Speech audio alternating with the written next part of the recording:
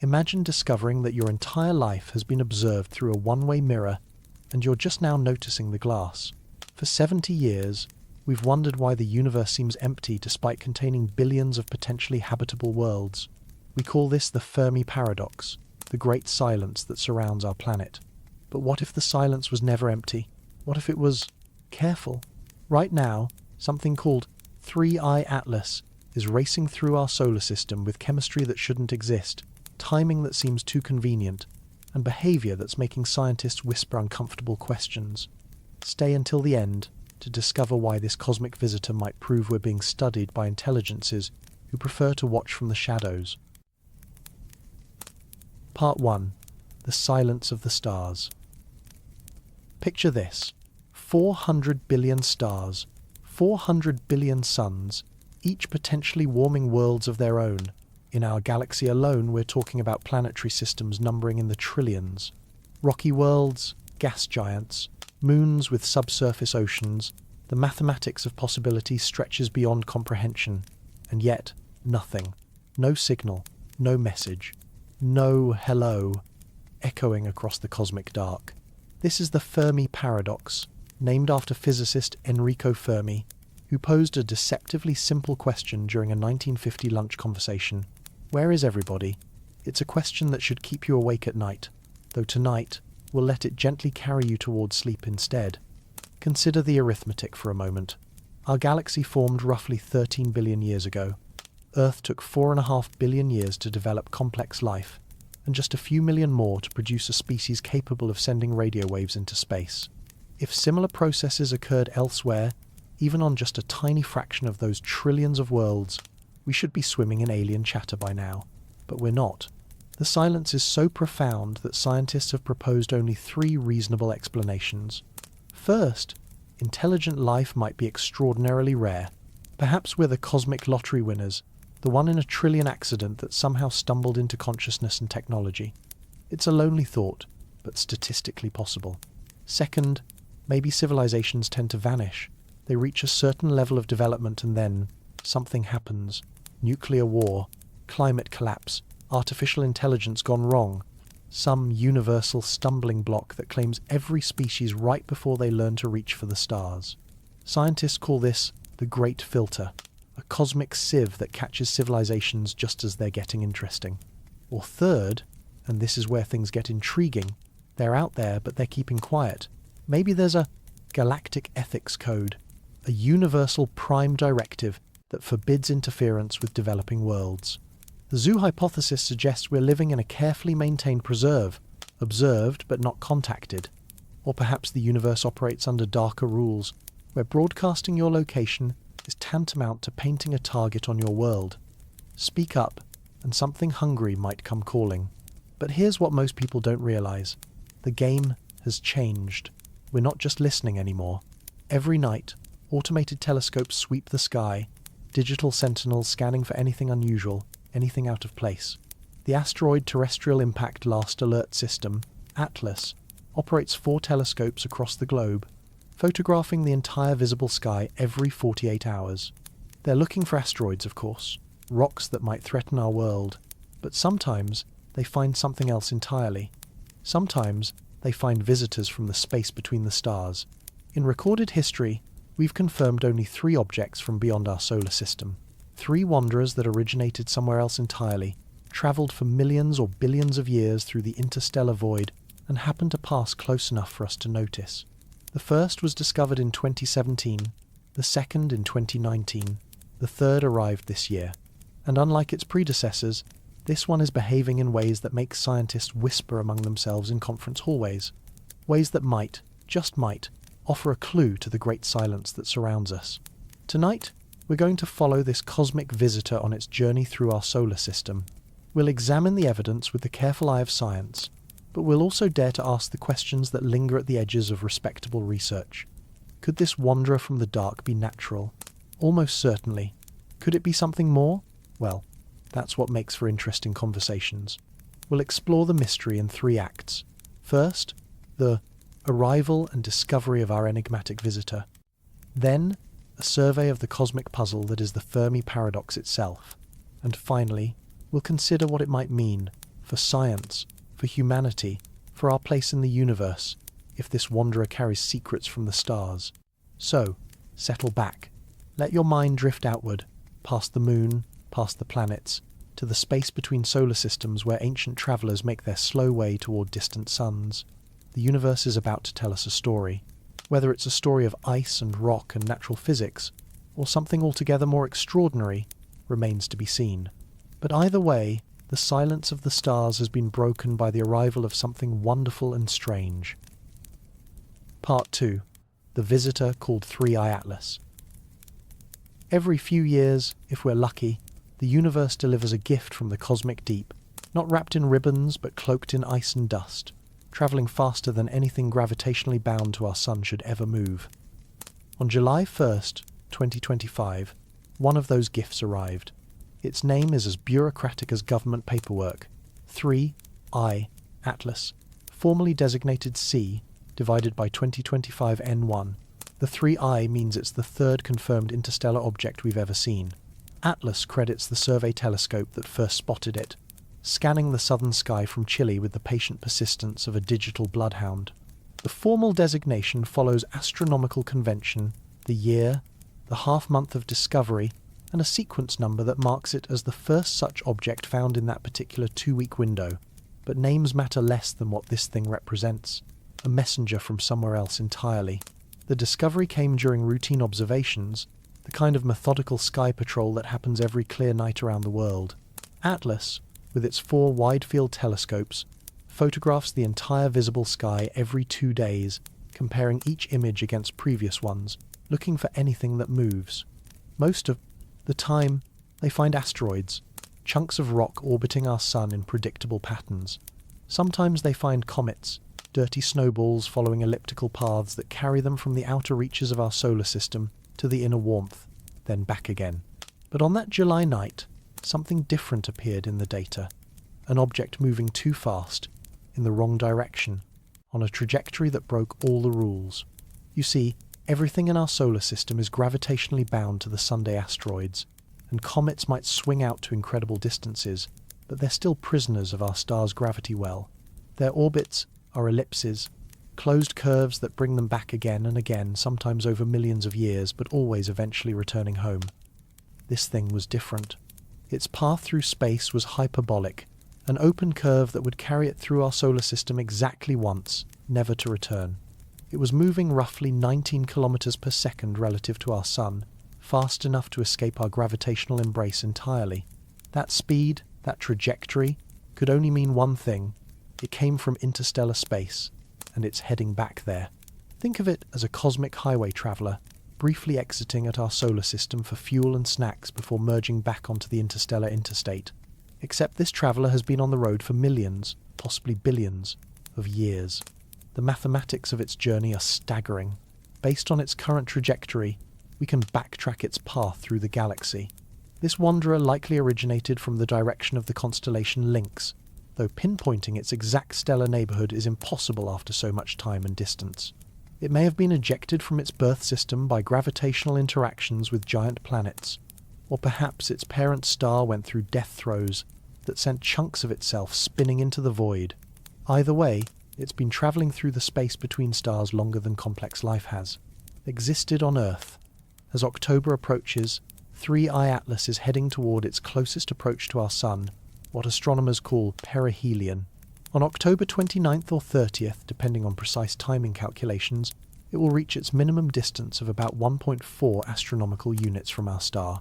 That's roughly 210 million kilometres, comfortably outside Earth's orbit, but close enough to feel the sun's warmth and begin the ancient dance of ice turning to gas. For Earth, the encounter is even more distant.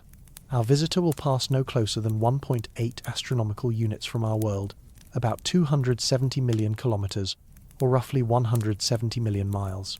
That's nearly twice the distance between Earth and the Sunday. No cause for alarm, no reason to cancel weekend plans. This is astronomy, not Armageddon. But here's what makes 3I-ATLAS special. Unlike its famous predecessor, Oumuamua, which remained frustratingly inert and asteroid-like throughout its visit, this newcomer is putting on a show. It's developed what astronomers call a coma, a cloud of gas and dust surrounding its nucleus, along with the beginnings of a tail.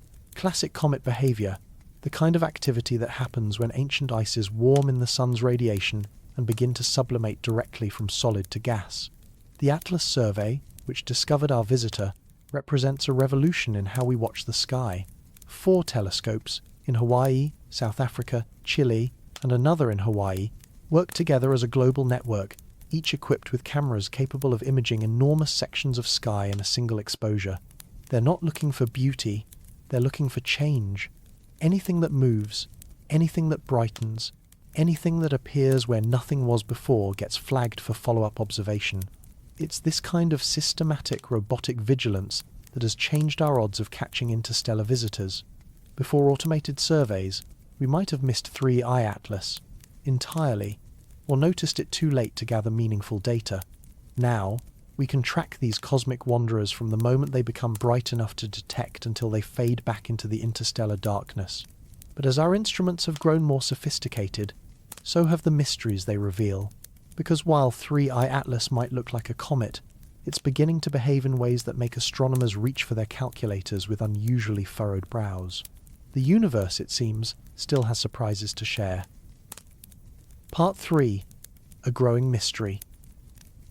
When the Hubble Space Telescope turned its sharp eye toward 3I-ATLAS in early autumn, the images it sent back were both beautiful and puzzling. Our interstellar visitor appeared as a teardrop-shaped cocoon of dust, glowing faintly in reflected sunlight. The physics seemed straightforward enough. Solar radiation was pushing tiny particles away from the nucleus, creating the classic comet tail that always points away from the sun. Regardless of the object's direction of travel, it was textbook comet behavior, except the textbook was written for objects born in our own solar system. The first hint that something unusual was happening came from size estimates. Measuring the actual nucleus of a comet, the dirty snowball at its heart, is notoriously difficult when it's surrounded by a bright, expanding cloud of gas and dust. It's like trying to estimate the size of a light bulb when you're staring directly into its glare. Current calculations suggest the solid core of 3I-ATLAS spans somewhere between 320 meters and 5.6 kilometers across. That's a range wide enough to drive several space shuttles through, sideways. The uncertainty exists because the growing coma increasingly hides the nucleus from view, like fog obscuring a distant building. What we can see is the cloud. What we're trying to measure is the source. But it was the James Webb Space Telescope that revealed the first truly strange detail. JWST, with its infrared vision, can peer through dust clouds and analyze the chemical composition of the gases streaming away from the nucleus.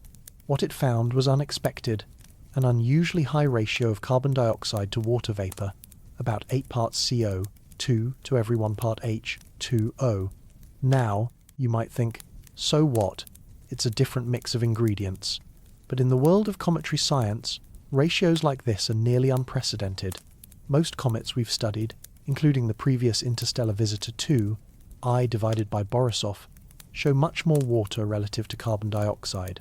Water ice is common throughout the outer reaches of planetary systems, where temperatures drop low enough for H2O to freeze solid.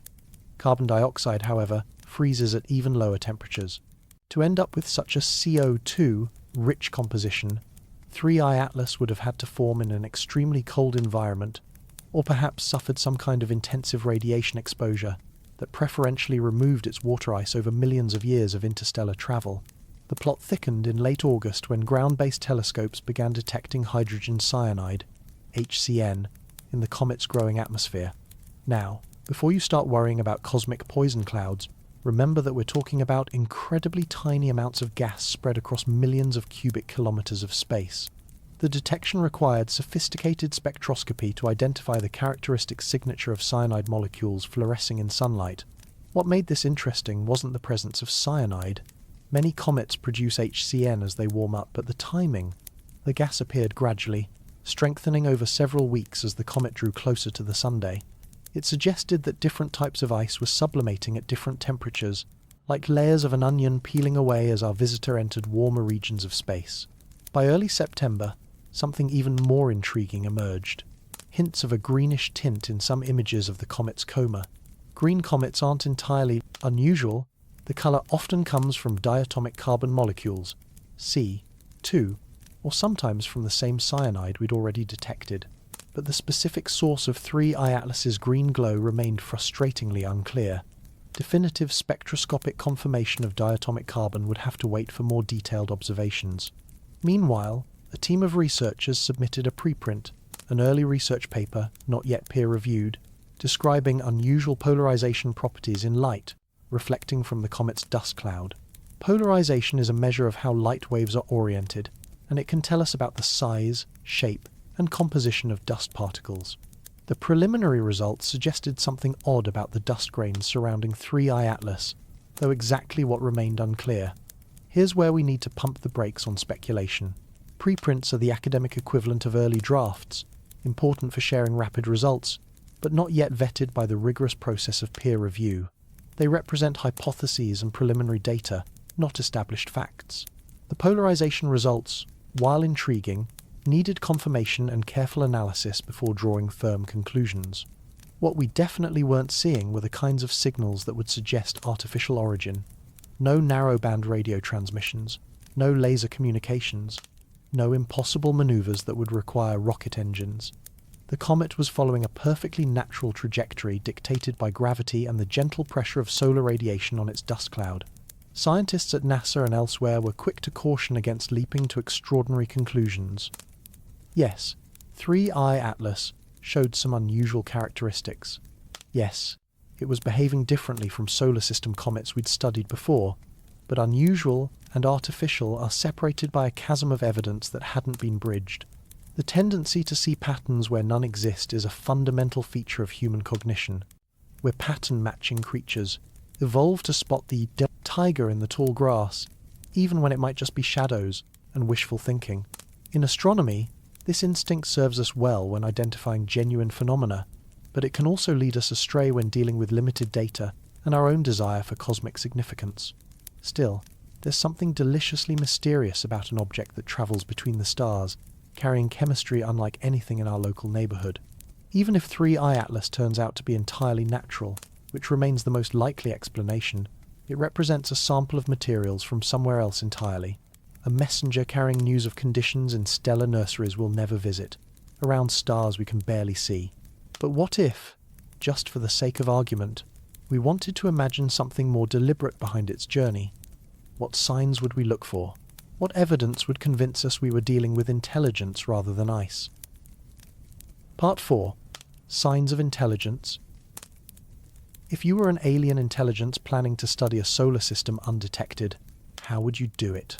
The obvious answer, and the one favoured by science fiction, would be to build a massive mothership bristling with sensors and park it in orbit around the target planet.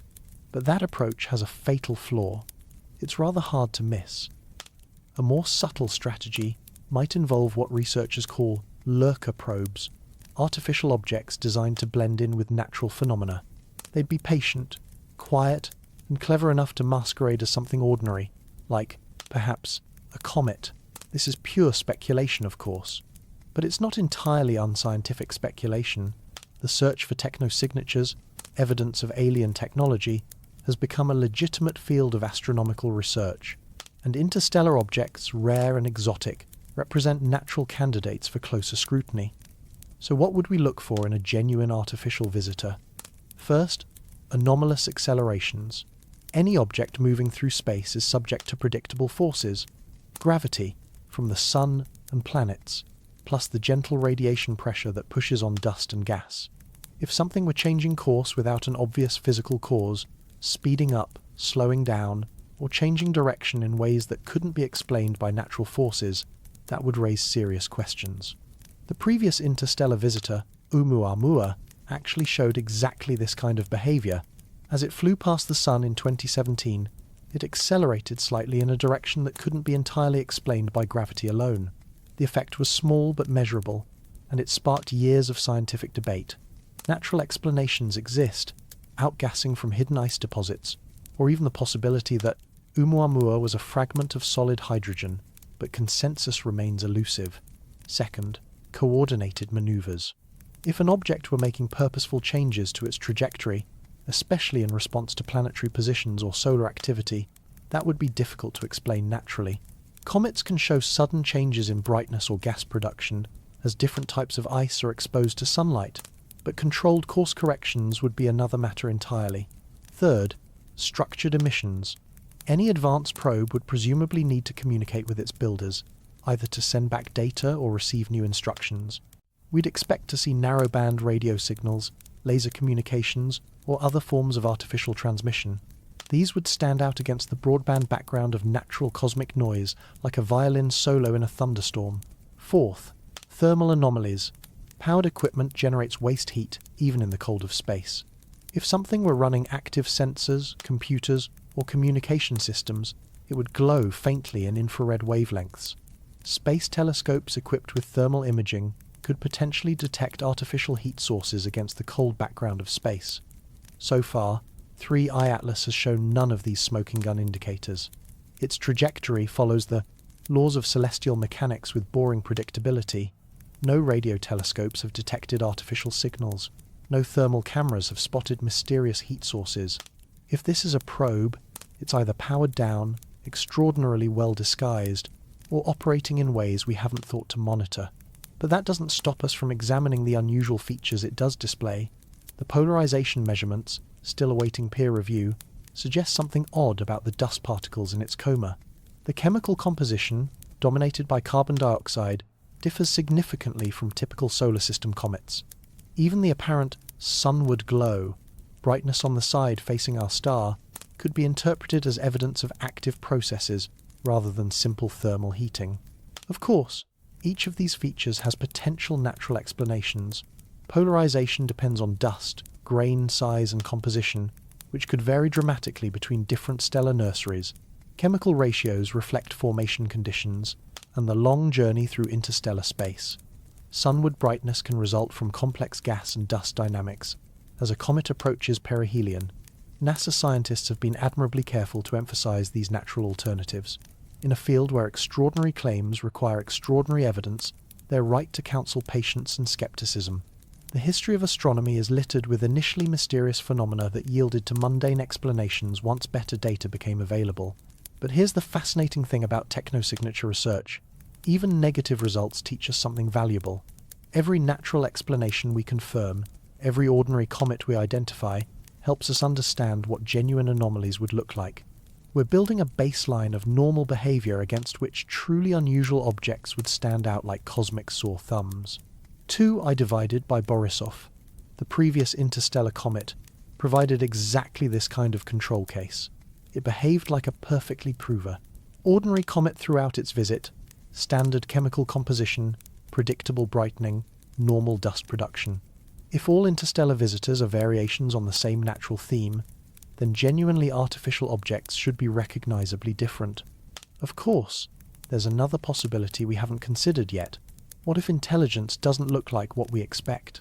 What if the signs we're searching for, radio signals, heat sources, controlled maneuvers, represent our own technological biases rather than universal features of advanced civilizations? Maybe the universe is full of patient watchers who learned long ago that the best observation posts are the ones nobody notices. Maybe they've been drifting between stars for millions of years, collecting data on young civilizations like ourselves, waiting for the right moment to say hello. Or maybe, just maybe, they're already saying hello, and we haven't figured out how to listen. Part 5.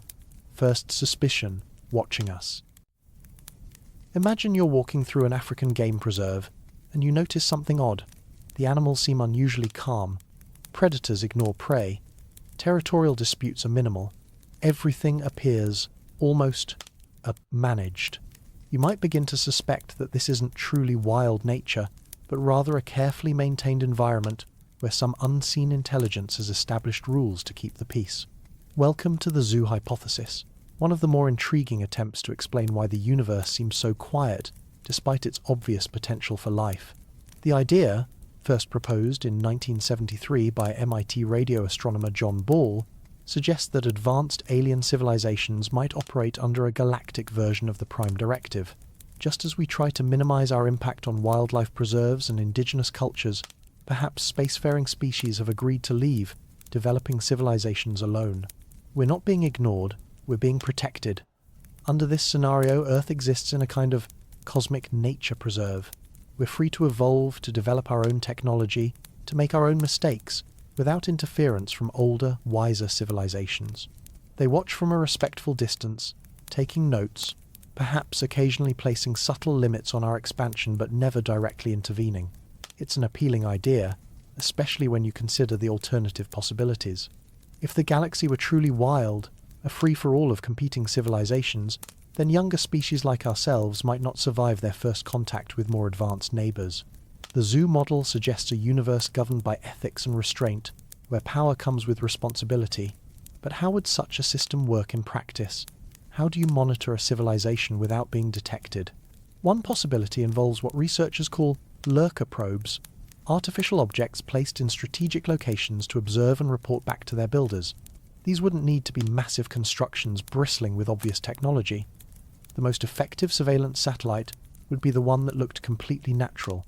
Something small, patient, and clever enough to masquerade as space debris, asteroids, or, well, comets. Now, before we start fitting 3I-ATLAS for a tinfoil hat, let's be clear. There's no credible evidence that our interstellar visitor is anything other than a natural object. But the zoo hypothesis does provide an interesting lens through which to examine the broader question of cosmic silence. If advanced civilizations are out there but staying hidden, then occasional visitors from deep space might be our only glimpses of the larger galactic community.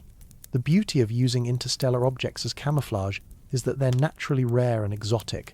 Before automated sky surveys like ATLAS, we might have missed them entirely. Even now, with our best detection systems, we've confirmed only 3 interstellar visitors in 8 years. A civilization wanting to place long-term, observers in our solar system could hardly ask for better cover. Consider the operational advantages. An artificial probe disguised as a comet could drift through space for millions of years without raising suspicion. It could approach relatively close to inner planets during perihelion passages, gathering high-resolution data on atmospheric composition, industrial emissions, and signs of technological development. If questioned, it would appear to be exactly what it seemed, a chunk of ice and rock following natural orbital mechanics. The timing of 3I-ATLAS's arrival is, from this perspective, intriguing.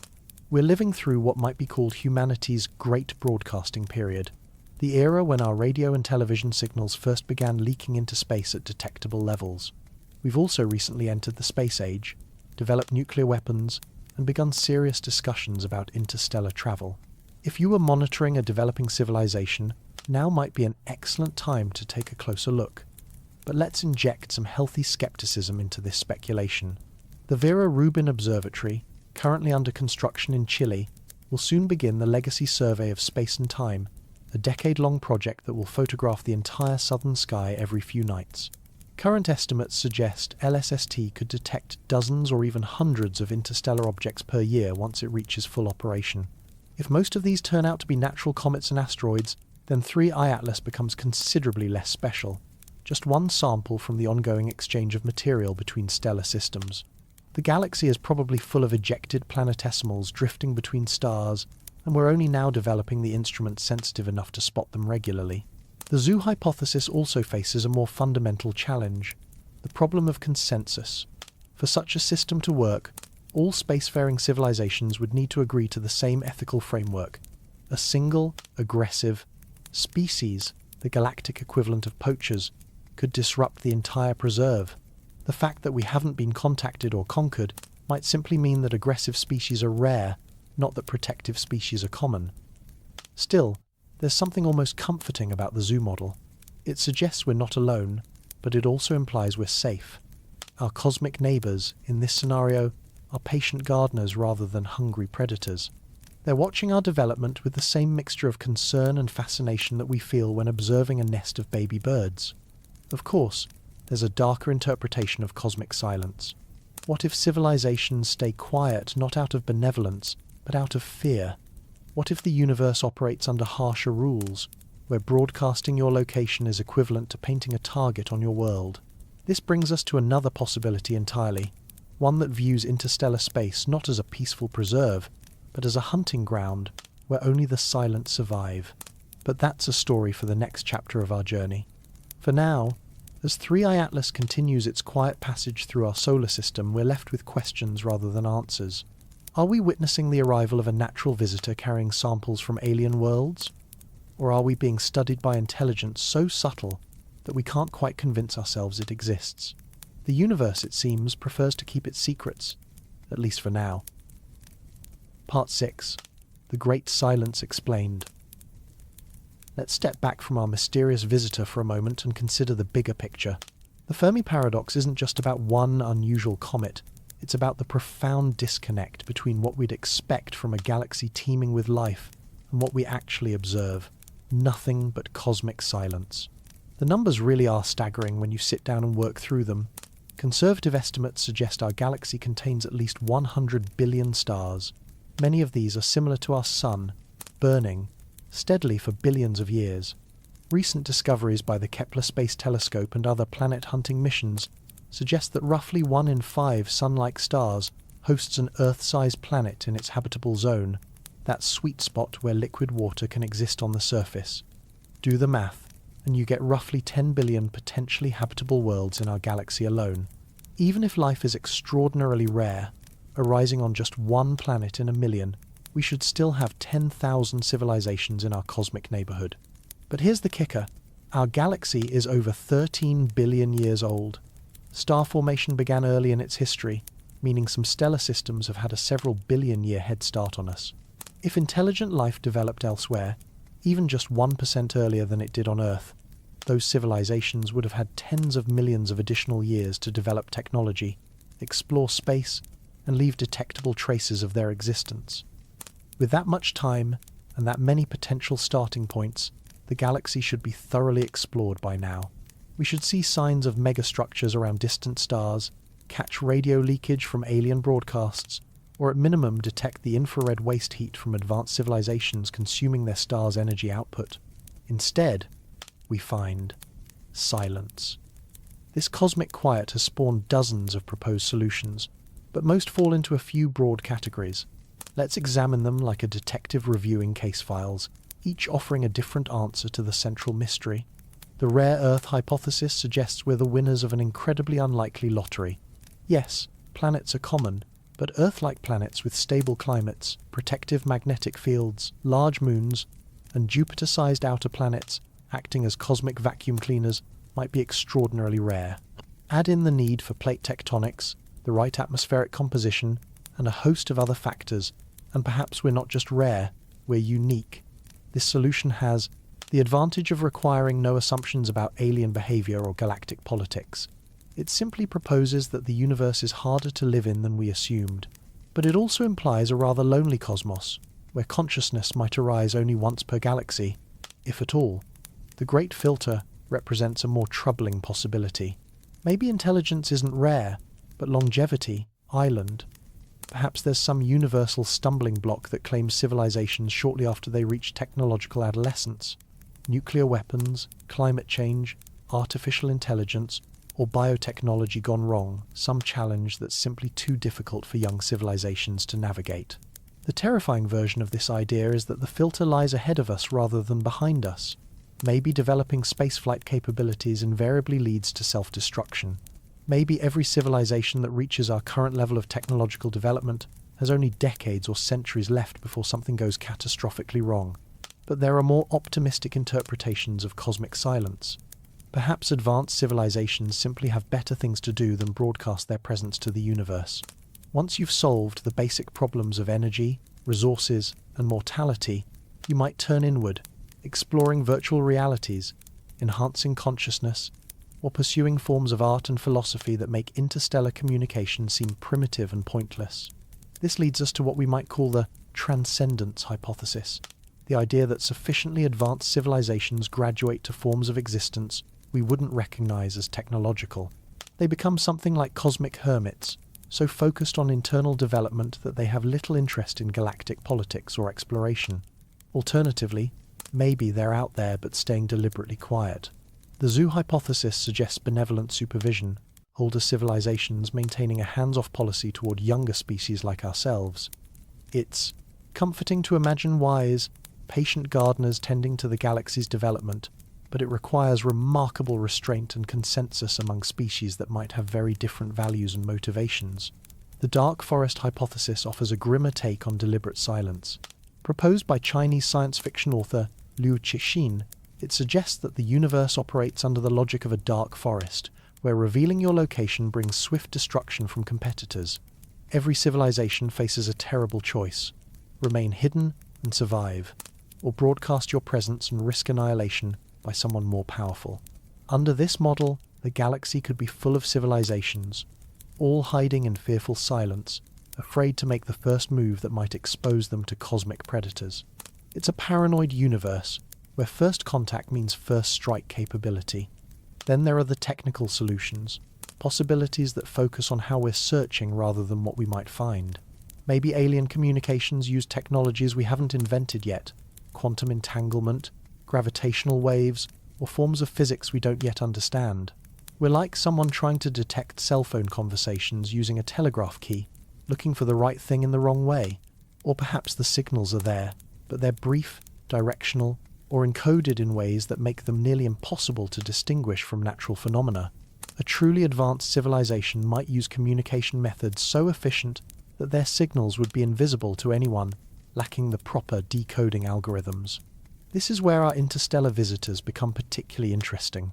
Even if they're entirely natural, comets like 3I-ATLAS represent a form of cosmic communication, not intentional messages, but samples of chemistry and physics from other stellar systems. They're letters in bottles, carrying information about conditions around distant stars and the processes that shape planetary formation. By studying the compositions, sizes, and behaviors of interstellar objects, we're essentially conducting a form of archaeology, examining the debris left behind by solar system formation processes throughout our galactic neighborhood. Each visitor tells us something about the materials available for planet formation, the dynamics of stellar evolution, and the kinds of environments where life might or might not take hold. In this sense, 3I-ATLAS doesn't need to be artificial to be significant. Whether it's a natural comet or something more exotic, it represents our most direct sampling of conditions beyond our solar system. It's a messenger from the cosmic deep, carrying news of worlds we may never visit. But as we'll see next, this visitor isn't our first interstellar guest, and the stories told by its predecessors are equally fascinating, if in very different ways. Part 8. Historical Echoes of Visitors. To understand what makes 3I-ATLAS special, we need to meet its predecessors, the only other confirmed visitors from beyond our solar system. Each tells a different story about the space between the stars, and together they're beginning to sketch the first crude portrait of our galactic neighborhood. The first interstellar object ever confirmed, 1I, Oumuamua, arrived like a cosmic mystery novel. Discovered on October 19, 2017, by the Pan-STARRS telescope in Hawaii, it initially appeared to be an asteroid, a bare rock tumbling through space without the gas and dust coma typical of comets. But Oumuamua was strange from the start. Its shape was utterly unlike anything we'd seen in our solar system, extremely elongated, perhaps 10 times longer than it was wide, like a cosmic cigar or pancake spinning end over end. Its surface was surprisingly reflective, almost metallic in appearance, and it showed dramatic variations in brightness as it rotated, suggesting either an extremely elongated shape or unusual surface properties. More puzzling still was its motion. As Oumuamua swung around the sun and headed back toward interstellar space, it accelerated slightly in a direction that couldn't be entirely explained by gravitational forces alone. The effect was small but measurable, about what you'd expect from a gentle rocket push or from gas jetting off a comet's surface. The problem was, nobody could see any gas. This non-gravitational acceleration sparked years of scientific debate and increasingly exotic explanations. Maybe Oumuamua was venting hydrogen gas, invisible to our instruments. Maybe it was a fragment of a hydrogen iceberg, slowly sublimating in the sun's heat. Some researchers even suggested it might be an artificial light sail, pushed by solar radiation pressure, though this idea required Oumuamua to be extraordinarily thin and lightweight. The controversy highlighted a fundamental challenge in studying interstellar objects. They don't stick around. By the time we realize what we're looking at, they're already on their way out of the solar system, moving too fast and getting too faint for detailed follow-up observations. Oumuamua became invisible to ground-based telescopes within months of its discovery, leaving behind more questions than answers. The second confirmed interstellar visitor couldn't have been more different. 2I divided by Borisov, discovered on August 30th, 2019, by amateur astronomer Gennady Borisov, using a homemade telescope in Crimea, behaved exactly like what astronomers expected an interstellar comet to be. From the moment of its discovery, Borisov displayed a classic coma and tail. As it approached the Sun, it brightened predictably, developed an increasingly prominent dust trail, and showed all the chemical signatures of a typical comet: water vapor, carbon monoxide, and dust particles creating a glowing envelope around its nucleus. Spectroscopic analysis revealed a refreshingly familiar composition. The ratio of water to carbon monoxide in Borisov's coma matched values seen in many solar system comets. Its dust properties, grain sizes, and gas production rates all fell within the range of normal cometary behavior. Even its nucleus size, estimated between 100 meters and a few kilometers across, was perfectly ordinary. In scientific terms, Borisov was almost boring, and that was wonderful. You see, Borisov provided something invaluable: a control case. It showed us what a normal interstellar comet looks like, establishing a baseline against which future visitors could be compared. If all interstellar objects were as mysterious as Oumuamua, we might start to suspect that the space between stars operated under different physical laws. Borisov proved that at least some interstellar wanderers are exactly what they appear to be: chunks of ice and rock following predictable physics. The comet's origin story was equally straightforward. Backtracking its trajectory through space, astronomers determined that Borisov likely came from the direction of the constellation Cassiopeia, possibly ejected from its birth system by gravitational interactions with giant planets. It had been travelling through interstellar space for millions of years before entering our solar system, carrying with it samples of materials from its distant homeland. During its closest approach to the Sun in December 2019, multiple space telescopes trained their instruments on this cosmic visitor. Hubble captured detailed images of its nucleus and coma structure. Ground-based observatories measured its chemical composition and dust properties. The European Southern Observatory's Very Large Telescope tracked changes in its brightness and activity levels. The data confirmed what initial observations suggested. 2I divided by Borisov was remarkably similar to comets born in our own solar system, despite travelling from an entirely different stellar neighbourhood. This similarity suggested that the basic processes of planet formation, the condensation of ice and dust in cold outer regions of stellar systems, might be remarkably universal. But the discovery also raised intriguing questions about galactic chemistry. If comets from different star systems show similar compositions, what does that tell us about the materials available for planet formation throughout our region of the galaxy? Are the building blocks of life, water, carbon compounds, organic molecules, distributed fairly uniformly among stellar systems? Or was Borisov's apparent familiarity misleading, masking subtle differences that could reveal important details about its origin? These questions became more pressing with the arrival of our third confirmed visitor. 3I-ATLAS, as we've seen, displays comet-like activity similar to Borisov, but with chemical composition that's distinctly different from either typical solar system comets or its immediate predecessor. The pattern emerging from our small sample of interstellar visitors is intriguing. One mysterious and inactive, one Oumuamua, one familiar and well-behaved, 2I divided by Borisov, and now one that's active but chemically unusual. 3I-ATLAS. It's like meeting three strangers from the same distant city and finding that each has a completely different personality. The rarity of these encounters makes each one precious. In the 8 years since Oumuamua's discovery, we've confirmed only 3 interstellar objects, despite increasingly sophisticated sky surveys. The Vera Rubin Observatory, when it begins operations, is expected to find dozens per year, transforming interstellar visitors from rare curiosities into a regular part of astronomical research. But for now, we're still in the early days of interstellar archaeology. Each visitor provides a unique sample of conditions elsewhere in the galaxy, a snapshot of chemistry and physics from stellar systems we may never be able to visit directly. They're like core samples from the cosmic deep, carrying information about planet formation, stellar evolution, and the distribution of materials throughout our galactic neighbourhood. The controversy surrounding Oumuamua also taught us important lessons about the scientific process. Initial mystery doesn't necessarily imply exotic explanations. Better data and more sophisticated models often resolve apparent anomalies without requiring revolutionary new physics or, for that matter, alien artifacts. As we've refined our understanding of how objects behave in the outer solar system, we've developed better tools for distinguishing between genuinely unusual phenomena and the normal complexity of celestial mechanics.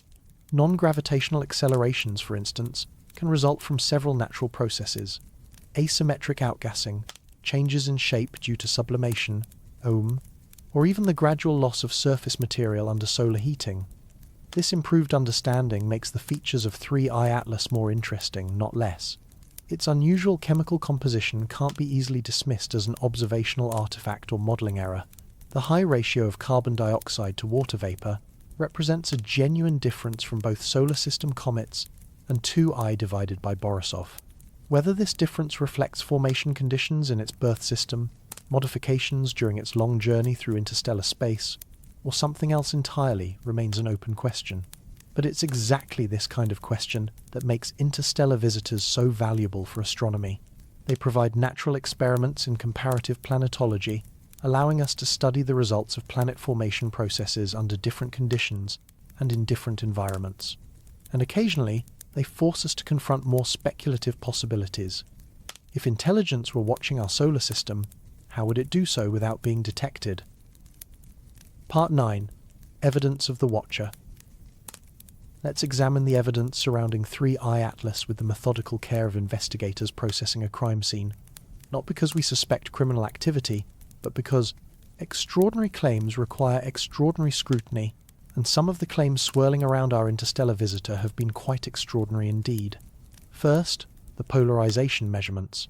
A team of researchers published preliminary results suggesting that light reflected from 3I-ATLAS's dust cloud shows unusual polarization properties. Polarization is essentially a measure of how light waves are oriented, whether they vibrate in random directions or show preferential alignment. For most comets, polarization measurements help us understand the size, shape, and composition of dust particles in the coma. The preliminary data suggested negative polarization at certain viewing angles, which is uncommon but not unprecedented in solar system objects.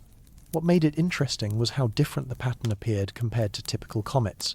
However, and this is crucial, these results were published as a preprint, meaning they haven't yet undergone the rigorous peer review process that validates scientific findings. Preprints serve an important function in astronomy, allowing rapid sharing of time-sensitive observations, but they're also preliminary by definition, subject to revision, correction, or even retraction as more data becomes available. The polarization measurements of 3I-ATLAS remain intriguing but unconfirmed. Meanwhile, Hubble's sharp vision revealed the comet's morphology in exquisite detail. The images showed a classic teardrop-shaped dust envelope, with material being swept away from the nucleus by solar radiation pressure. The symmetry and behavior of this dust cloud followed exactly the patterns predicted by standard comet physics. Solar heating vaporizes ice, gas drags dust particles along, and radiation pressure pushes the debris into a tail pointing away from the sunday. Nothing about the structure suggested artificial origin or controlled processes. It looked, quite simply, like a comet doing comet things. The James Webb Space Telescope provided, perhaps, the most significant findings. JWST's infrared spectroscopy revealed that unusual chemical composition we discussed earlier, a carbon dioxide to water vapor ratio of roughly 8:1, among the highest ever measured in any comet. Additional gases detected included carbon monoxide, carbonyl sulfide, and various organic compounds, painting a picture of an object rich in carbon-bearing molecules. This chemistry tells a story about formation conditions. Water ice condenses at higher temperatures than carbon dioxide ice, so a CO2 rich composition suggests formation in an extremely cold environment, or perhaps selective loss of water during the long journey through interstellar space. Neither scenario requires intelligence, just unusual physics or chemistry. Ground-based telescopes added their own pieces to the puzzle. Detection of hydrogen cyanide began in late August, with production rates increasing as the comet approached the sunday. The timing made perfect sense. Different types of ice, sublime at different temperatures, so we'd expect to see various gases appear in sequence as solar heating penetrated deeper into the nucleus. By early September, some images began showing hints of green coloration in the comet's coma. Green comets aren't unusual. The color typically comes from diatomic carbon molecules or cyanide fluorescence.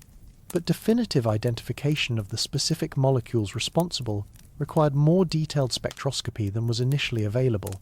Size estimates remained frustratingly uncertain. The growing coma increasingly obscured the nucleus, making it difficult to determine whether we were looking at a large object with low activity or a small object punching above its weight. Current estimates place the nucleus diameter somewhere between 320 meters and 5.6 kilometers, a range that encompasses everything from a city block to a small mountain.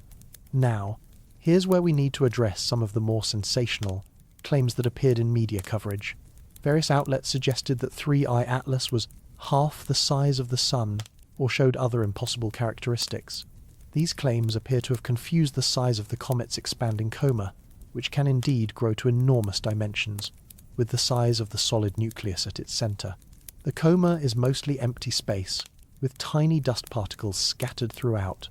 Saying it's huge is like claiming that fog is solid because you can see it from miles away. The actual comet, the rocky, icy nucleus, remains quite small by astronomical standards. Similarly, some reports described mysterious sunward glows or anti-tail features as evidence of artificial propulsion or controlled emissions. In reality, these phenomena can result from natural dust dynamics. Particles of different sizes are pushed by solar radiation at different rates, creating complex structures that can appear to point in unexpected directions depending on viewing angle and timing. NASA scientists were admirably clear in their public statements. Based on current evidence, 3I-ATLAS appears to be a natural comet following predictable physics. While they acknowledged its unusual characteristics, particularly the chemistry, they found no credible evidence of artificial origin or controlled behavior. This brings us to a crucial point about the search for technosignatures. If an advanced civilization were operating stealth probes in our solar system, what would we expect to detect? Most likely some form of artificial signal, narrowband radio transmissions, laser communications, or modulated light curves that couldn't be explained by natural processes. We might also expect thermal signatures from powered equipment, unusual accelerations from propulsion systems, or coordinated maneuvers in response to planetary positions or solar activity. Advanced materials might show spectroscopic signatures unlike anything in natural mineralogy. None of these smoking guns have been detected around 3I-ATLAS. Radio telescopes monitoring the object have found no artificial transmissions. Infrared observations show thermal emission consistent with solar heating of natural materials. The comet's trajectory follows the laws of celestial mechanics without requiring thrust or course corrections. If this is a probe, it's either completely powered down, operating in ways we haven't thought to monitor, or using technology so advanced that it's indistinguishable from natural phenomena. Any of these possibilities would make detection extraordinarily difficult with current instruments, but perhaps we're asking the wrong question. Instead of looking for obvious signs of intelligence, maybe we should consider more subtle possibilities. What if advanced civilizations have learned that the best surveillance is the kind that looks entirely natural? What if patience, rather than technology, is the mark of true cosmic sophistication? Why remain silent? If intelligence exists elsewhere in the galaxy, and the math suggests it almost certainly does, then why haven't we heard from anyone? The question assumes that advanced civilizations would want to communicate, but perhaps that assumption reveals more about human nature than cosmic reality. Consider what we know about intelligence here on Earth. The most successful species aren't necessarily the loudest ones. Humans dominated the planet not through roaring and chest beating, but through cooperation, planning, and the patient accumulation of knowledge. Maybe cosmic intelligence follows similar patterns, favoring subtlety over spectacle. The zoo hypothesis, which we touched on earlier, suggests that advanced civilizations operate under a kind of galactic prime directive, a commitment to non-interference with developing worlds. Under this model, we're living in a carefully maintained preserve, studied but not contacted, protected but not controlled. The logic is compelling from an ethical standpoint. If you're thousands or millions of years more advanced than a developing civilization, direct contact would be inherently disruptive. Your mere presence would alter their natural development, potentially stunting their growth or creating harmful dependency. Better to watch from a distance, letting them find their own path to cosmic citizenship. This approach would require remarkable patience and coordination among spacefaring species. Every advanced civilization in our galactic neighborhood would need to agree to the same hands-off policy, A single aggressive or careless species could disrupt the entire system. But perhaps that's exactly what we'd expect from truly mature civilizations, the wisdom to recognize that diversity of development is more valuable than rapid expansion. The zoo hypothesis also explains why contact might be delayed rather than permanently avoided. Young civilizations need time to develop their own values, technologies, and approaches to cosmic citizenship. Once they reach sufficient maturity, perhaps marked by achieving interstellar travel, solving energy and resource challenges, or demonstrating stable governance, the quarantine might be lifted. From this perspective, our current historical moment becomes particularly interesting. We're living through humanity's transition from a single-planet species to a spacefaring civilization. We've developed nuclear weapons, begun exploring our solar system, and started broadcasting our presence through radio and television signals. If cosmic neighbours were waiting for signs of technological adolescence, this would be exactly the era when they'd pay closer attention. But there's a darker interpretation of cosmic silence. Liu Cixin's dark forest hypothesis suggests that the universe operates under harsher rules, where revealing your location is tantamount to signing your own death warrant. The logic here is grimly Darwinian. In a galaxy full of civilizations competing for resources, first contact often means first strike capability. If you discover another civilization, you face a terrible choice: destroy them before they can threaten you, or risk being destroyed when they eventually develop superior technology. The only safe strategy is to remain hidden, eliminating threats while staying invisible yourself. Under this model, the galaxy could be full of civilizations, all hiding in fearful silence. Broadcasting your presence, as we've been inadvertently doing through radio and television leakage, would be like lighting a campfire in a forest full of hungry predators. Eventually, something would come calling, and the encounter wouldn't be friendly.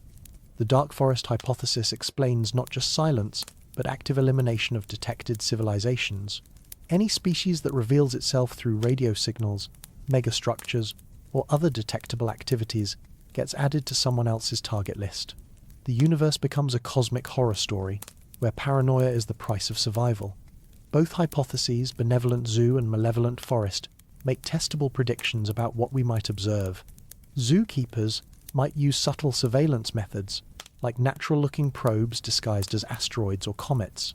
Their technology would be sophisticated enough to avoid detection while gathering detailed information about developing civilizations.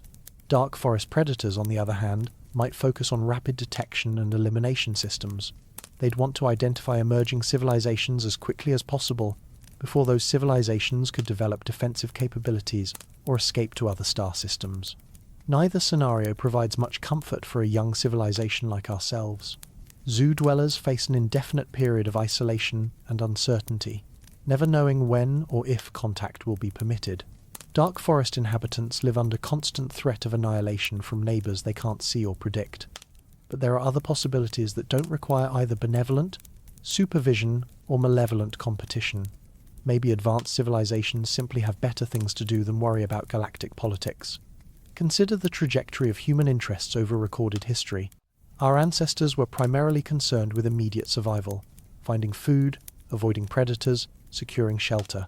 As societies became more sophisticated, we developed interests in art, philosophy, and abstract knowledge. The most advanced human cultures often turn inward, focusing on psychological and spiritual development rather than territorial expansion. Perhaps cosmic civilization follows a similar pattern. Once you've solved the basic problems of energy, resources, and mortality, you might lose interest in exploring or communicating with primitive neighbours. Why waste time on interstellar radio when you could be exploring the depths of consciousness, creating virtual realities more complex than entire galaxies, or pursuing forms of art and science that we can't even imagine? This transcendence hypothesis suggests that sufficiently advanced civilizations graduate beyond physical reality as we understand it. They become cosmic hermits, so focused on internal development that external universe becomes irrelevant. From our perspective, such civilizations would be effectively invisible. They'd use minimal physical resources, produce no detectable waste products, and show no interest in expansion or communication. They might exist all around us, in virtual realities, alternate dimensions, or states of being that our science can't yet detect or comprehend. The implications of each model are profound for how we should conduct ourselves as we mature as a civilization. If we're in a zoo, then demonstrating wisdom, restraint, and ethical development might be the key to eventual contact. If we're in a dark forest, then developing defensive capabilities and maintaining radio silence might be essential for survival. If advanced neighbors have transcended physical concerns, then our own path toward cosmic citizenship might involve similar inward development. But perhaps the most honest answer is that we simply don't know enough to choose among these possibilities. The universe is under no obligation to conform to human expectations or preferences. Reality might be stranger, more complex, or more mundane than any of our current models suggest. What we can say is that the search itself has value, regardless of what we find. Every attempt to understand cosmic silence teaches us something about the nature of intelligence, the requirements for technological civilization, and our own place in the grand scheme of things. And occasionally, that search is enriched by visitors like 3I-ATLAS, messengers from the cosmic deep, that force us to refine our questions about who might be out there and what they might want with a young civilization learning to reach for the stars. Part 10. The Window of Opportunity. Time is running short for detailed observations of our interstellar visitor. As October advances toward 3I-ATLAS's closest approach to the Sun, astronomers around the world are racing to gather as much data as possible before the comet begins its journey back to the interstellar darkness. The timeline is both exciting and frustrating. Perihelion, the point of closest approach to our star, will occur around October 29th or 30th, depending on precise orbital calculations that are still being refined. At that moment, 3I-ATLAS will be approximately 1.4 astronomical units from the Sun, or about 210 million kilometers away. This is close enough for the Sun's radiation to fully activate any remaining ice deposits in the comet's nucleus, potentially revealing new chemical components that haven't yet been detected.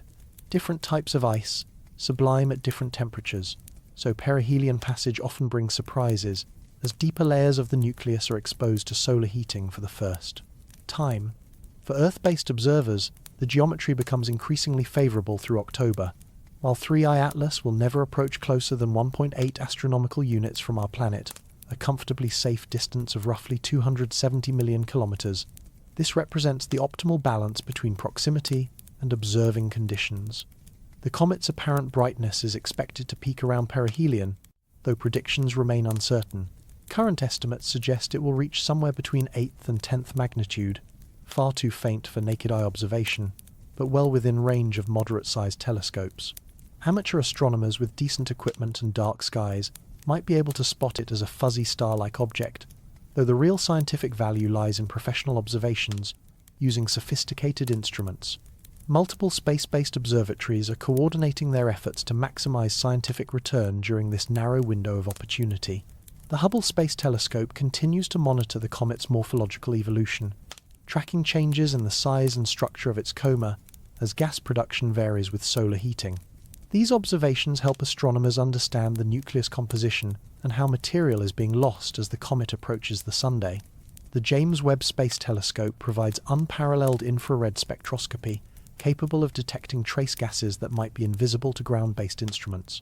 JWST's sensitivity allows it to measure not just the major chemical components like carbon dioxide and water vapor, but also exotic molecules that could reveal important details about formation conditions in the comet's birth system. Ground-based observatories are contributing their own specialized capabilities. Radio telescopes monitor for any artificial signals, though none have been detected to date. Polarimetric observations continue to probe the properties of dust particles in the comet's coma, potentially revealing information about grain sizes, composition, and surface textures that reflect conditions in distant protoplanetary disks. Several research teams are preparing rapid response observation campaigns for any sudden changes in the comet's behavior. Comets can be unpredictably dynamic objects, especially when approaching close to the Sunday. Sudden outbursts of gas or dust, changes in rotation rate, or even fragmentation events are all possibilities that could dramatically alter the comet's appearance over short timescales. The flood of data being generated presents its own challenges. Multiple research groups are publishing preliminary results as preprints, sharing their findings with the broader scientific community before formal peer review.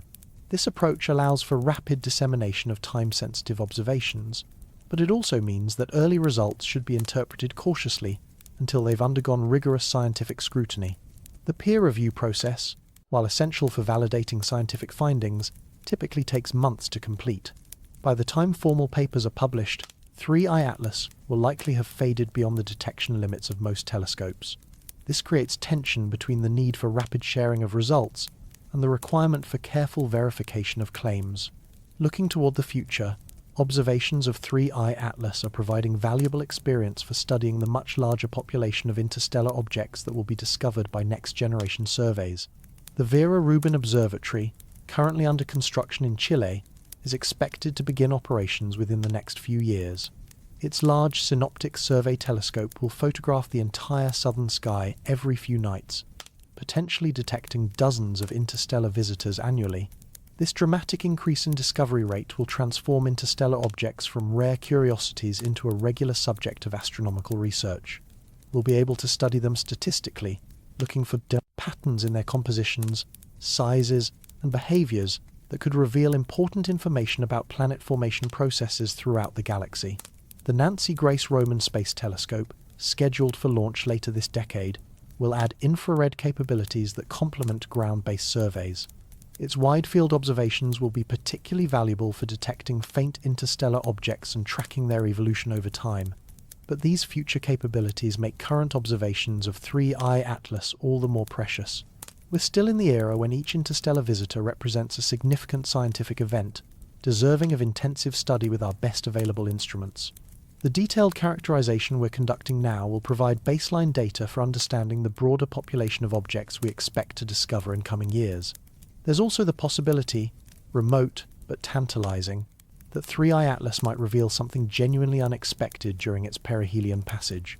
Comets have surprised astronomers before with sudden outbursts, unusual spectroscopic features, or behavioral changes that challenge our understanding of how these objects work. If 3I-ATLAS were to show signs of artificial origin or controlled behavior, perihelion would be the most likely time for such evidence to emerge. The increased solar heating and enhanced observational opportunities create optimal conditions for detecting any anomalies that might distinguish an artificial object from a natural one.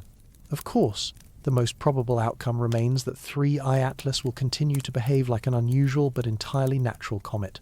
Its high carbon dioxide content and distinctive chemistry will provide valuable insights into conditions around distant stars, but won't require revolutionary new explanations or invoke the possibility of alien intelligence. Either way, we're witnessing a rare and precious event, the passage of a messenger from the cosmic deep through our local solar system. Whether that messenger carries only chemical information about its distant birthplace or something more extraordinary remains to be determined, but the window of opportunity is closing. Within months, 3I-ATLAS will begin its long journey back to interstellar space, carrying its secrets toward encounters with other stellar systems we can only imagine. Time will tell whether we've made the most of this cosmic appointment. Part 11. If it's alive. Let's indulge in a thought experiment that pushes the boundaries of conventional thinking. What if, instead of being merely a chunk of ice and rock, 3I-ATLAS represents something more exotic, a form of life adapted to the extreme conditions of interstellar space? Before you dismiss this as pure science fiction, consider that life on Earth has surprised us repeatedly with its tenacity and adaptability. We've found organisms thriving in boiling hot springs, inside solid rock kilometers below the surface, in the most acidic and alkaline environments imaginable, and even in the vacuum of space itself. Tardigrades, microscopic water bears, can survive direct exposure to cosmic radiation and the harsh environment beyond our atmosphere. If life can adapt to such extremes on a single planet, who's to say it couldn't evolve to survive in the cold, sparse conditions of interstellar space? Imagine a form of chemistry that operates at temperatures just a few degrees above absolute zero, using the sparse hydrogen and cosmic dust of interstellar medium as its basic building blocks. Such organisms, if we can call them that, might exist as vast, distributed networks of chemical reactions, taking millions of years to complete what we would consider basic metabolic processes. The energy sources in interstellar space are admittedly limited. Cosmic ray radiation, the faint glow of distant stars, and occasional gravitational interactions might provide the minimal energy needed to sustain extremely slow chemical processes. A living interstellar object might operate more like a vast chemical computer than anything we'd recognize as biological, processing information and responding to environmental changes over geological timescales. Such an entity might incorporate solid materials, ice, rock, and organic compounds as structural components while maintaining its essential character as a self-organizing chemical system. From the outside, it might appear indistinguishable from a natural comet or asteroid. Only detailed analysis of its behavior might reveal the subtle patterns that indicate internal organization rather than simple physics. Now, to be absolutely clear, there's no evidence whatsoever that 3I-ATLAS represents any form of life. Its chemical composition, thermal behavior, and response to solar heating all fall within the range expected for natural comets. The carbon dioxide-rich environment and emerging cyanide detections can be explained entirely through conventional ice chemistry and solar heating. But the exercise of imagining living interstellar objects isn't entirely frivolous. It forces us to think more carefully about what we mean by life and what kinds of signatures we should look for when searching for biology beyond Earth. Traditional definitions of life typically include requirements for metabolism, growth, reproduction, and response to environmental stimuli. But these definitions are based on the only example we know: carbon-based, water-dependent biochemistry, operating within a narrow range of temperatures and pressures found on Earth's surface. Life that evolved in the cosmic deep might operate under entirely different principles. Instead of discrete organisms, we might be dealing with distributed systems that exist as patterns in chemistry and physics, rather than as distinct physical entities. Instead of rapid growth and reproduction, we might see gradual organizational changes that unfold over millions of years. Such life might respond to environmental falls, changes, like approaching a star system, in ways that could appear to be intelligent behavior, even if no consciousness or intentionality were involved. Complex chemical systems can exhibit emergent properties that look like purpose or planning, while operating entirely through natural selection and self-organization. This brings us to a crucial point about the search for extraterrestrial life. We're naturally biased toward looking for biology that resembles our own, operating on timescales and energy levels familiar from terrestrial experience. But the universe is under no obligation to conform to our expectations or limitations. If 3I-ATLAS was somehow alive, which, again, remains pure speculation, it might represent a form of biology so different from earthly life that we wouldn't recognize it as such, even if we were staring directly at the evidence. Its metabolic processes might operate too slowly for us to detect. Its reproductive strategies might involve mechanisms we haven't thought to monitor. Its responses to environmental stimuli might be too subtle or too alien for our instruments to interpret correctly. The chemistry we're observing, high carbon dioxide content, emerging cyanide, complex organic compounds, could theoretically support exotic biochemical processes under the right conditions. Carbon dioxide can participate in a wide variety of chemical reactions, especially in the presence of other carbon-bearing molecules and appropriate catalysts. Cyanide, despite its toxic reputation on Earth, is actually a common component in the chemistry of star formation and might play important roles in non-terrestrial biochemical systems. Even the comet's physical structure, a nucleus surrounded by an expanding cloud of gas and dust, bears some resemblance to cellular organization, albeit on an enormous scale. The nucleus could function as a kind of core processing unit, while the coma serves as an extended metabolic system where chemical reactions take place, in the tenuous but vast atmosphere surrounding the central body. Of course, these analogies can be pushed too far. The apparent similarities between cometary structure and cellular organization are almost certainly coincidental, the result of similar physical processes, centralized mass with dispersed atmosphere, rather than evolutionary relationships. But the exercise reminds us that life might take forms we haven't imagined, operating in environments we consider impossibly hostile using chemistry we don't fully understand. The discovery of extremophiles on Earth, organisms thriving in conditions that would instantly kill most life forms, has repeatedly expanded our understanding of biology's possibilities. Perhaps more importantly, considering the possibility of exotic life forms helps us recognize our own assumptions and biases when interpreting astronomical observations. The line between complex chemistry and simple biology isn't always clear, especially when dealing with systems operating on scales and timescales far removed from terrestrial experience. If we were to detect genuinely living interstellar objects, the implications would be staggering. It would suggest that life isn't confined to planetary surfaces, but might exist throughout the galaxy as a distributed cosmic-scale phenomenon. The space between stars, rather than being empty and lifeless, might teem with exotic biology adapted to conditions we're only beginning to understand. Such a discovery would revolutionize our understanding of life's possibilities and dramatically increase the odds that intelligence might evolve in environments we'd never considered habitable. It would also provide new insight into the Fermi Paradox. Perhaps advanced civilizations aren't hiding on planets, but have learned to exist as distributed entities operating on galactic scales. But we're getting ahead of ourselves. The evidence from 3I-ATLAS, while fascinating, points toward natural but unusual chemistry, rather than biology of any kind. The comet's behavior can be explained through conventional physics without invoking exotic life forms or artificial intelligence. Which brings us to our next thought experiment. What if 3I-ATLAS isn't alive but isn't entirely natural either? Part 12. If it's a probe.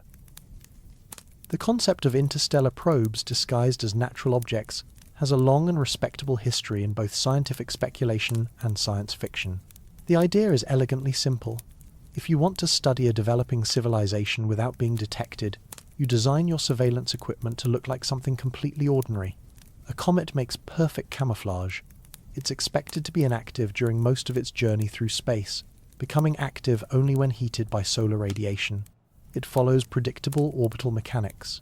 Its composition and behavior can be explained through well-understood physical processes. Most importantly, it's rare enough that detailed study of every interstellar visitor would be justified on purely scientific grounds, providing excellent cover for more thorough observation. So let's imagine, purely as a thought experiment, that 3I-ATLAS is exactly this kind of stealth probe. What would we expect to see, and how would it differ from a natural comet?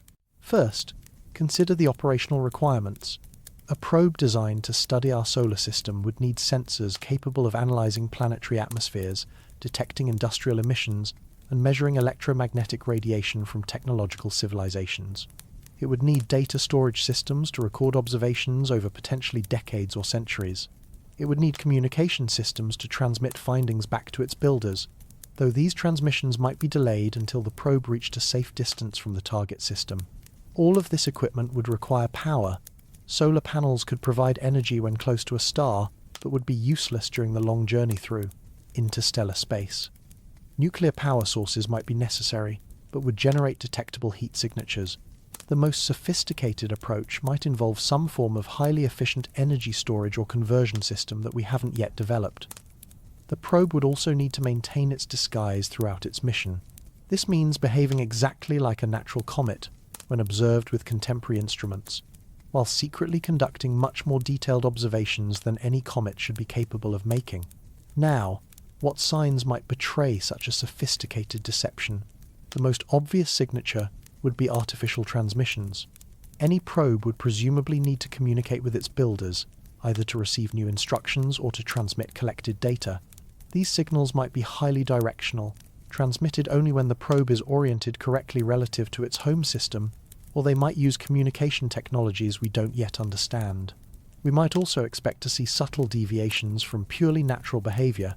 Natural comets respond to solar heating in predictable ways, but a probe might need to adjust its position or orientation to optimize its sensor coverage. These maneuvers would need to be gentle enough to appear natural, perhaps disguised as normal outgassing or rotation changes. Thermal signatures could also reveal artificial systems. Electronic equipment generates waste heat, even when operating at high efficiency. A probe conducting active sensing might show thermal patterns inconsistent with simple solar heating, especially if it were using power-hungry sensors or communication systems. More subtly, we might detect signs of artificial materials or unusual structural organization. Natural comets are essentially rubble piles, loose aggregations of ice, rock, and dust, held together by weak gravity. A probe would need more sophisticated internal structure to house and protect sensitive equipment, which might be detectable through EDGE, detailed gravitational analysis or seismic studies, if the object were to be visited by a spacecraft. So how does 3I-ATLAS measure against these criteria? Radio telescopes have monitored the comet for artificial transmissions and found none. The Very Large Array, Arecibo successor facilities, and other sensitive instruments have detected no narrowband signals, no modulated transmissions, no signs of artificial communication. If the object is transmitting, it's either using technologies we don't monitor or directing its signals away from Earth. Thermal observations show emissions consistent with solar heating of natural materials.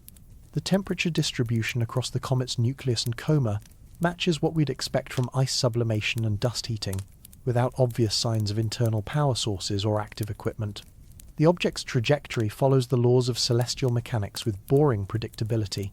No course corrections, no attitude adjustments, no maneuvers that would suggest active control systems. It's moving exactly as we'd expect for a natural object under the influence of gravity and radiation pressure. Even the unusual chemical composition, high carbon dioxide, emerging cyanide, complex organics, can be explained through natural processes without invoking artificial systems. Different stellar environments produce different chemical compositions, and the long journey through interstellar space could modify a comet's original chemistry through cosmic ray bombardment and selective sublimation. But here's where the probe hypothesis becomes really interesting. A truly sophisticated stealth system might be designed to pass exactly these kinds of tests. If you're thousands of years more advanced than the civilization you're studying, creating perfect natural camouflage might be a relatively simple engineering challenge. Consider the level of technology required. You'd need materials that perfectly mimic the spectroscopic signatures of natural ice and rock. You'd need power systems that produce no detectable waste heat, or that can perfectly simulate the thermal signature of solar heating. You'd need propulsion systems so subtle that they're indistinguishable from natural outgassing, yet precise enough to make minor course corrections over years or decades. Most challenging of all, you'd need to predict what kinds of tests the target civilization might apply. Your probe would need to fool not just current instruments, but also more advanced sensors that might be developed during its mission.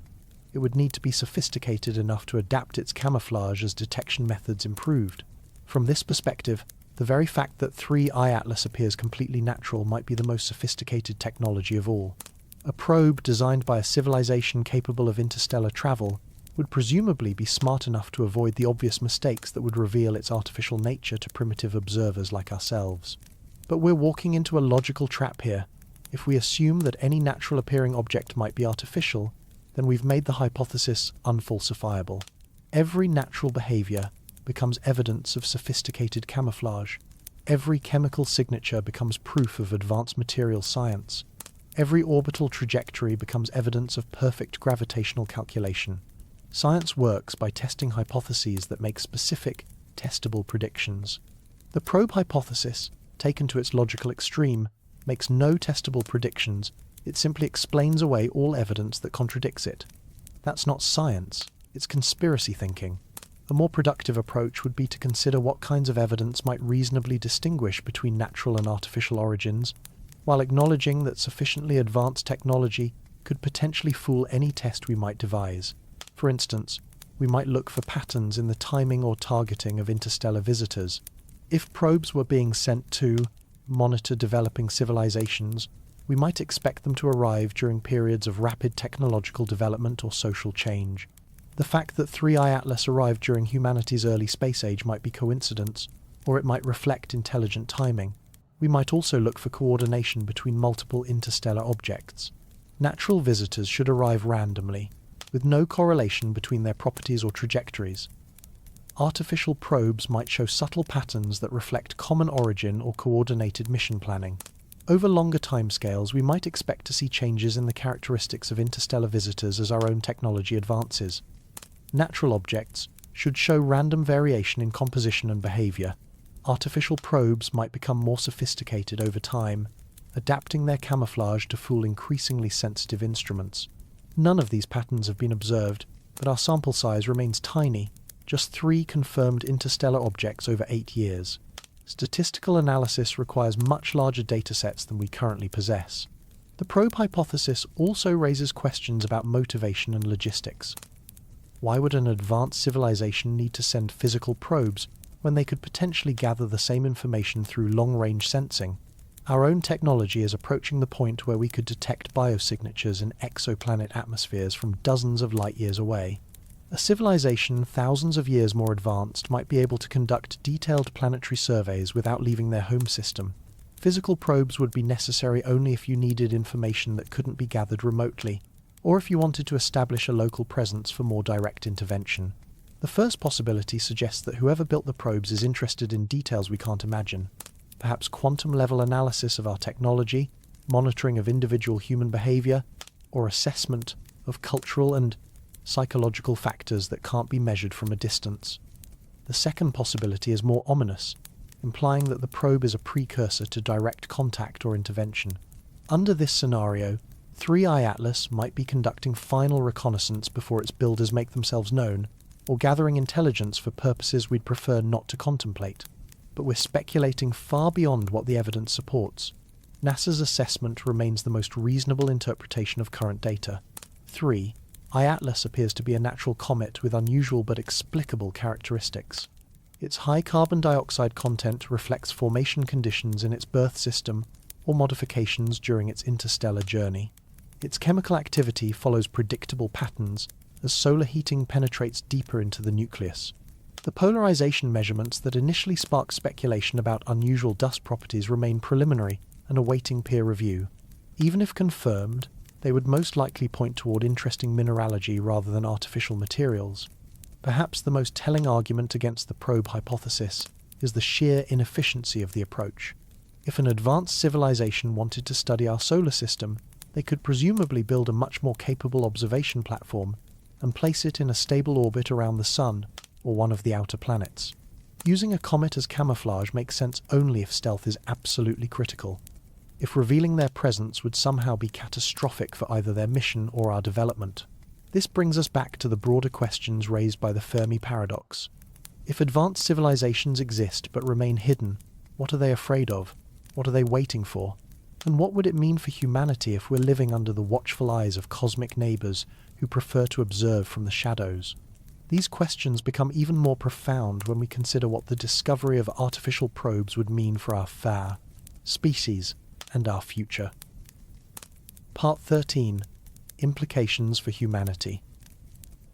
The detection of an artificial probe in our solar system would represent the most significant event in human history, not just scientifically, but philosophically, culturally, and psychologically. It would force us to confront fundamental questions about our place in the universe, our future as a species, and the nature of intelligence itself. Let's start with the immediate implications. Proof that we're being observed by an advanced civilization would instantly resolve the Fermi Paradox, but in perhaps the most unsettling way possible. We wouldn't be alone, but we also wouldn't be in control of our cosmic destiny. The realization that invisible watchers have been studying us, perhaps for centuries or millennia, would fundamentally alter how we think about human autonomy and free will. Every major decision in human history, the development of agriculture, the rise of civilizations, the scientific revolution, the space age, might have been observed and recorded by entities whose capabilities we can barely imagine. Our wars, our art, our technological achievements, our social struggles, all of it might be data points in some vast alien database, entries in a cosmic catalogue of developing civilizations. This knowledge would likely trigger what psychologists call ontological shock, a fundamental crisis about the nature of reality and our place within it.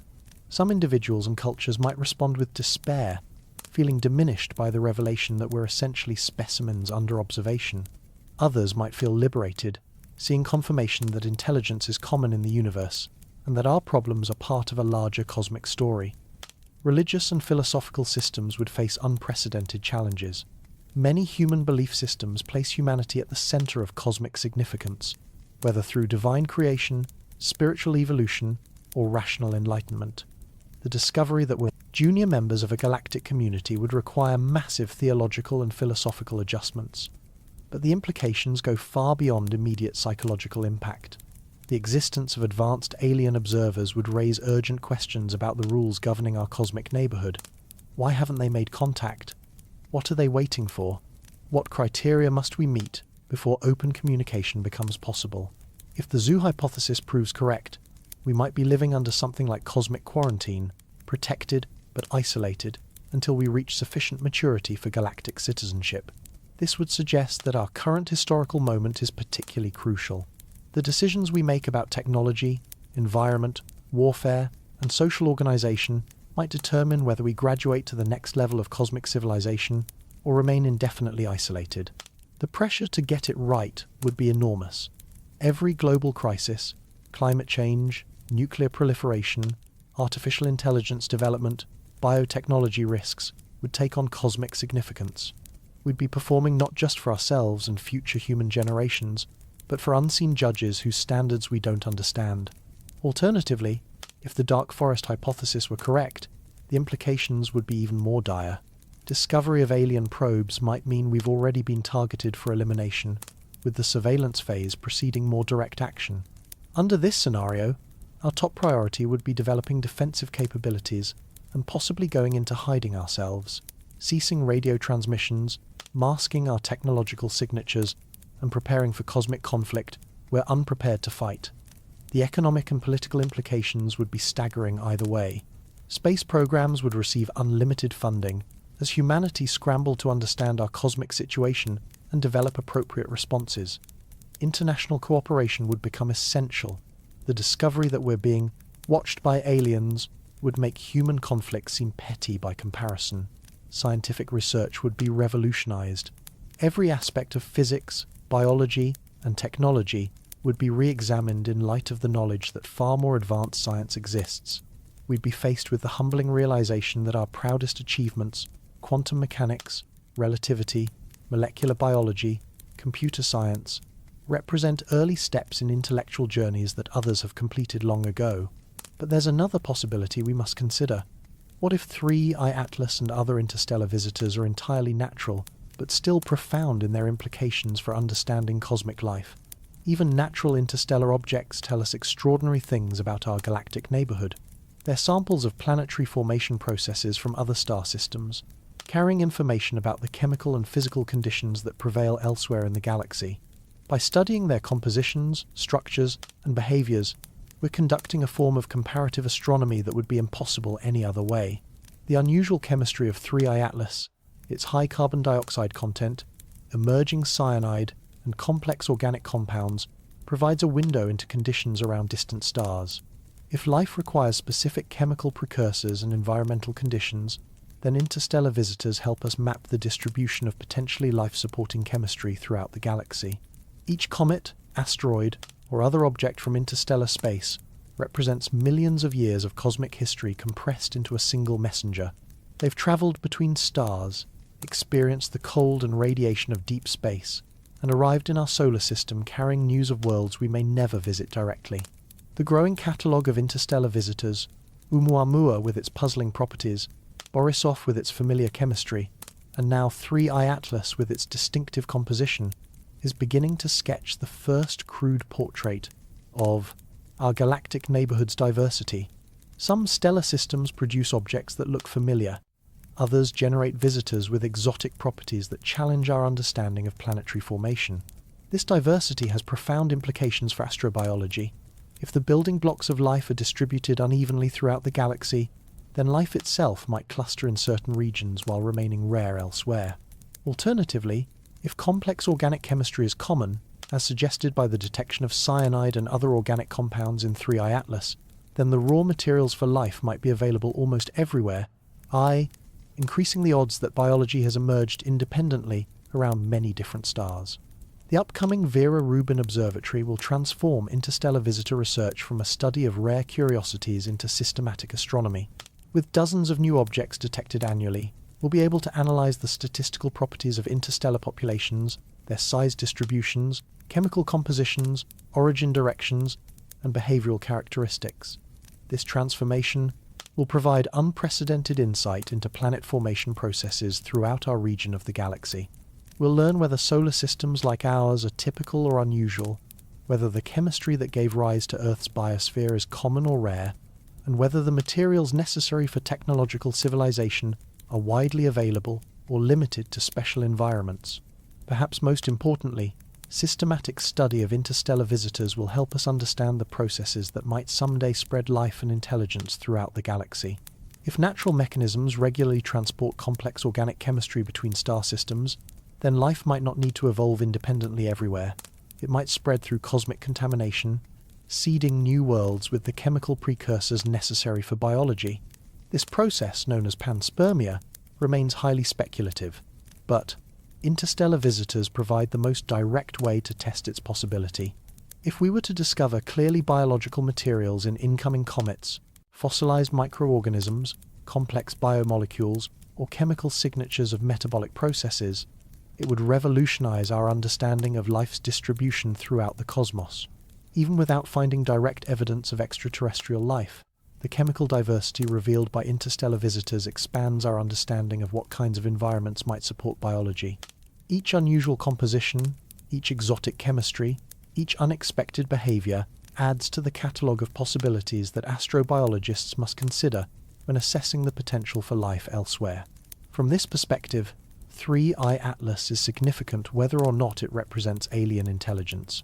As a natural object, it's a messenger from distant worlds, carrying samples of chemistry and physics from stellar environments we're only beginning to understand.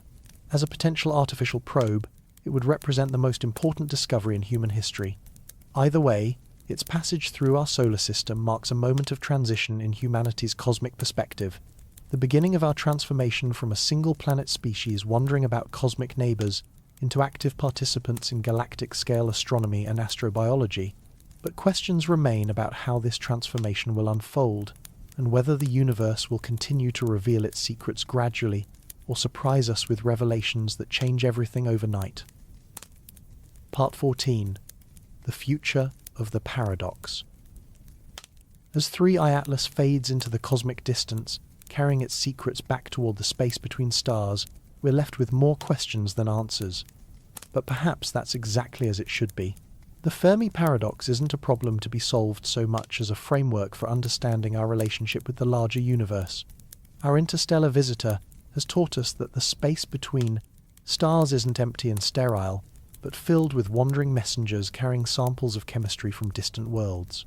Each visitor adds another piece to the slowly emerging puzzle of galactic diversity, helping us understand the range of conditions that exist in stellar systems throughout our cosmic neighborhood. The unusual composition of 3I-ATLAS, its carbon dioxide dominance, emerging cyanide, and complex organic chemistry, suggests that our local region of the galaxy produces a wider variety of chemical environments than we might have expected. Some stellar systems, like the one that produced 2I divided by Borisov, generate objects chemically similar to our own solar system's comets.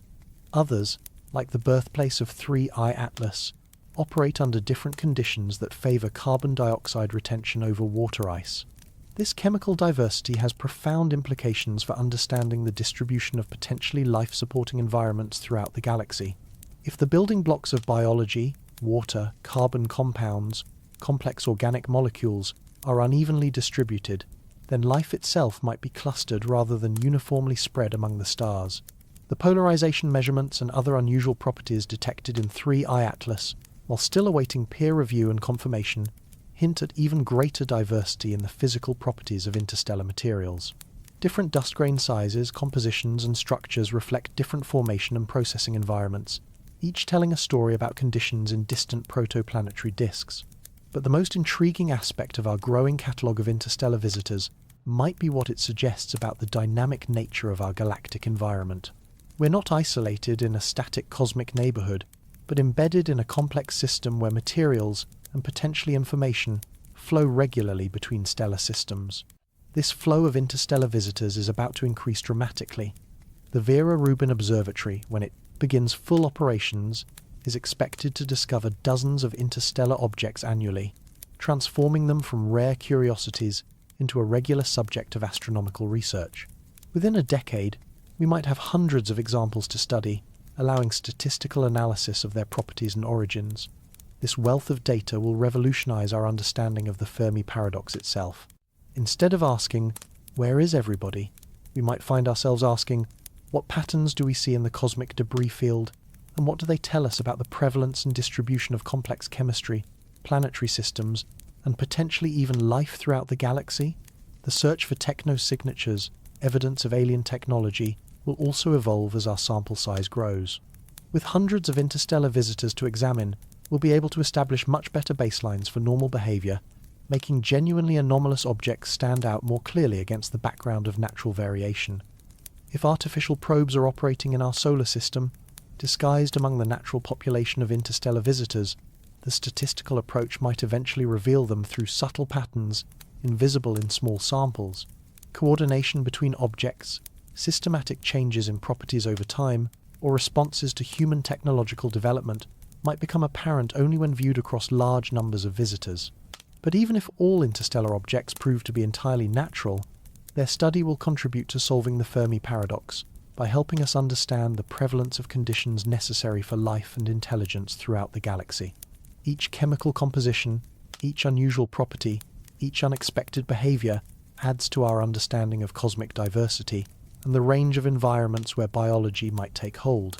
The upcoming Nancy Grace Roman Space Telescope will add infrared capabilities that complement ground-based surveys, while the proposed habitable exoplanet observatory will search for biosignatures in the atmospheres of nearby worlds.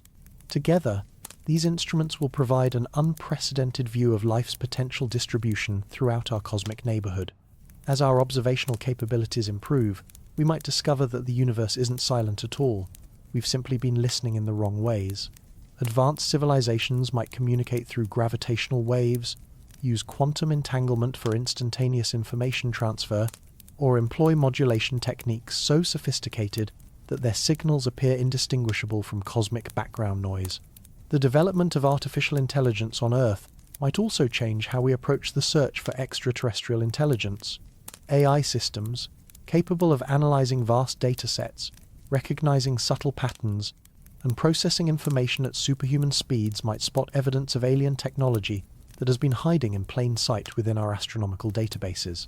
But perhaps the most profound change in our understanding of the Fermi Paradox will come from recognizing that silence doesn't necessarily imply absence.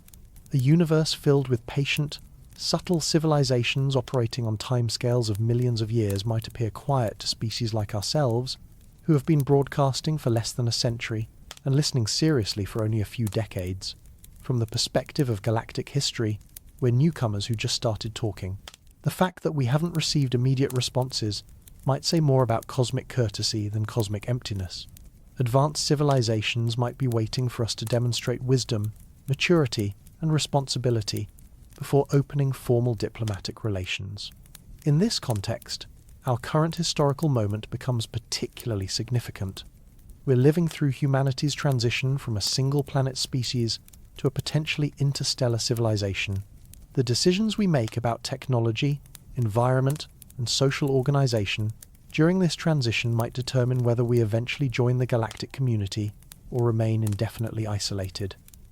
The study of interstellar visitors like 3I-ATLAS provides valuable perspective on these choices. Each object carries information about the long-term evolution of stellar systems, the processes that shape planetary environments, and the ultimate fate of worlds like Earth. They're time capsules from the cosmic past and harbingers of potential futures. Whether 3I-ATLAS carries only natural chemistry or something more extraordinary, its passage through our solar system has enriched our understanding of the universe we inhabit. It has shown us that space is not empty, that our cosmic neighborhood is dynamic and diverse, and that the materials necessary for complex chemistry and potentially life are more widely distributed than we might have hoped. Most importantly, it has reminded us that we're part of something larger than ourselves, participants in a cosmic story that began billions of years ago and will continue long after our species has either transcended its current limitations or joined the ranks of cosmic silence. The universe, it seems, is patient.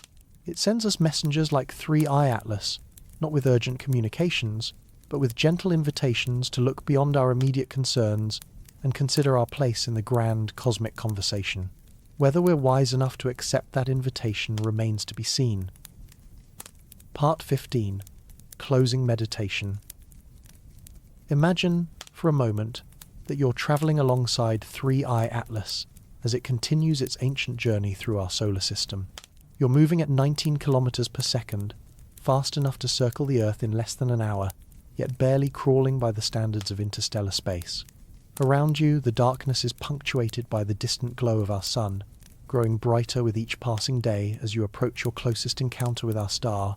Behind you stretches a path through the galaxy, that began millions of years ago, in a stellar nursery so distant that its light has barely reached Earth.